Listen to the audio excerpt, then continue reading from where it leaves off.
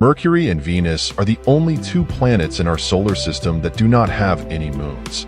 When we look out into the solar system, we can see that one or more moons accompany nearly every planet.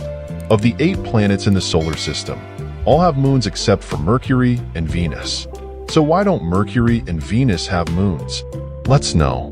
Mercury is the smallest planet in the solar system by size and mass.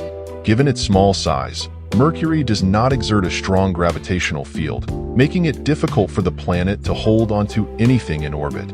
Furthermore, Mercury's proximity to the Sun would make it difficult for any moons to stay in orbit around Mercury. The gravitational pull of the Sun is too strong, and any moons that would have formed around Mercury would quickly be pulled away by the Sun's gravity. When we consider Mercury's mass and its distance from the Sun, it makes sense that it doesn't have any moons.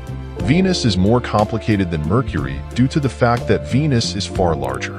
At 80% of the mass of the Earth, Venus' gravitational field would be more than strong enough to hold onto any moons. However, Venus is still significantly closer to the Sun than Earth, and the gravitational pull of the Sun would make it difficult for any moons to remain in orbit. However, it is still possible for Venus to hold onto one or more moons.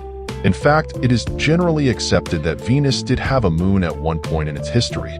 Shortly after the planets formed, they underwent a period of bombardment. Although our solar system contains 8 planets today, there were likely hundreds shortly after the formation of the Sun.